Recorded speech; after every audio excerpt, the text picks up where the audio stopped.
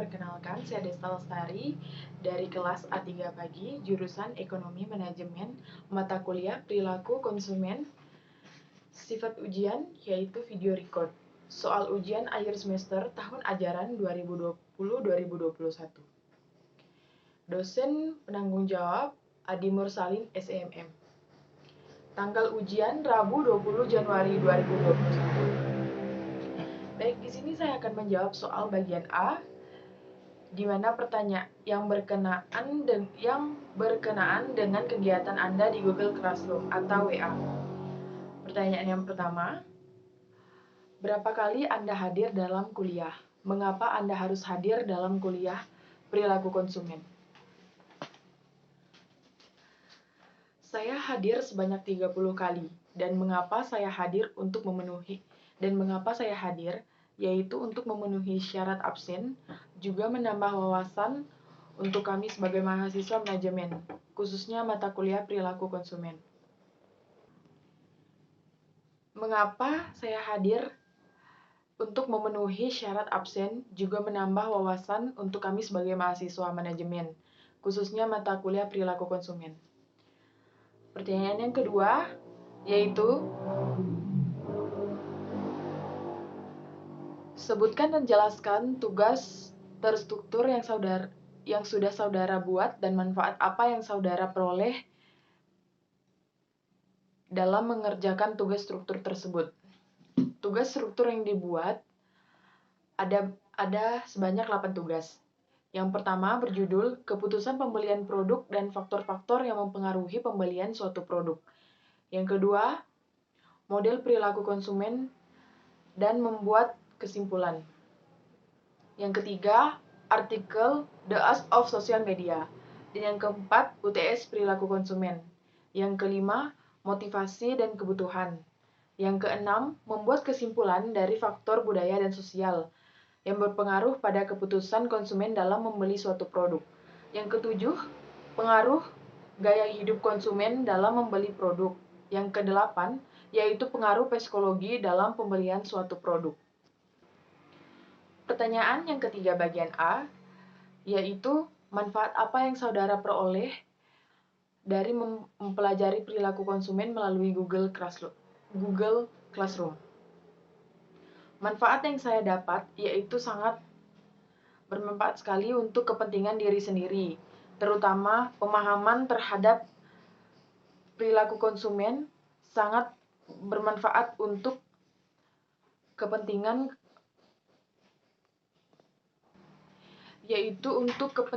penyusunan strategi pemasaran melalui pemahaman pemasar dapat melakukan strategi berdasarkan grafik tersebut. Kita dapat memahami konsumen. Dilanjutkan dengan soal bagian B, di mana pertanyaannya nomor 1, yaitu sebutkan 5 faktor tingkah laku manusia.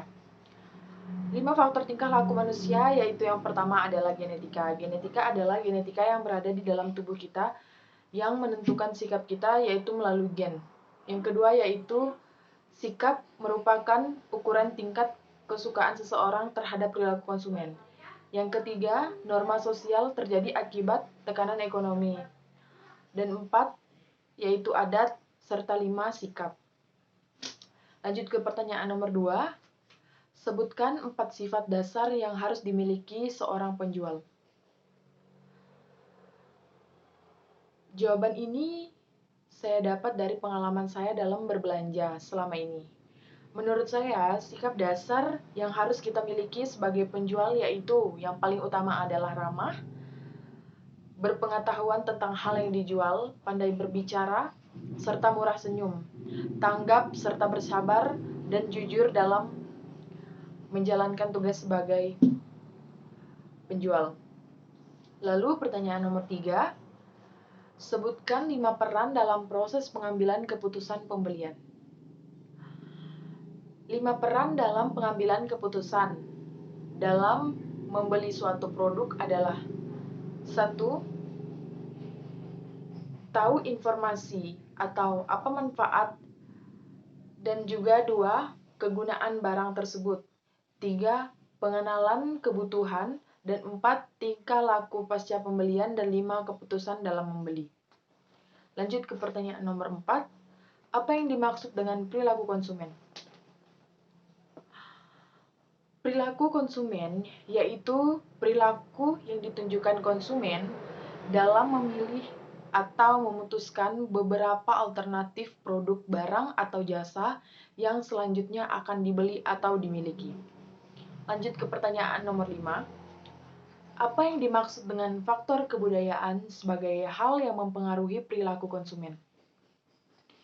Budaya memiliki pengaruh dalam perilaku konsumen, karena kita harus tahu peran yang dimainkan.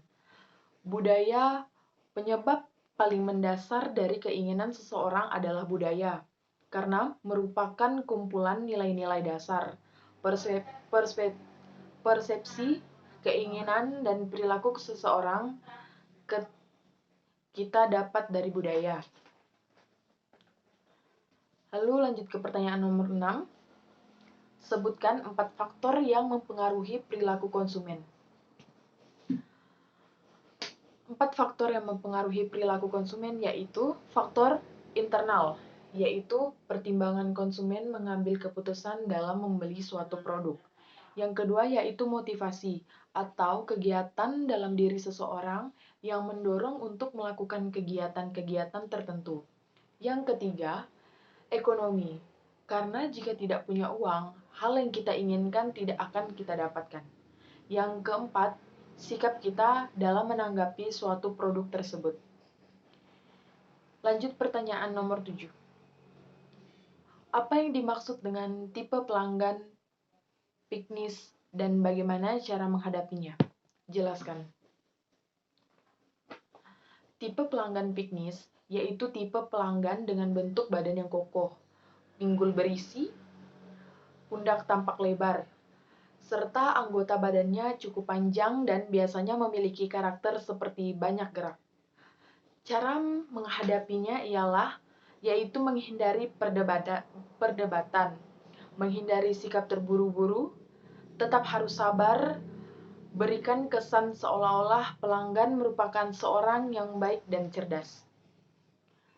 Pertanyaan ke-9. Apa yang dimaksud dengan tipe pelanggan analitis dan bagaimana cara menghadapinya? Jelaskan.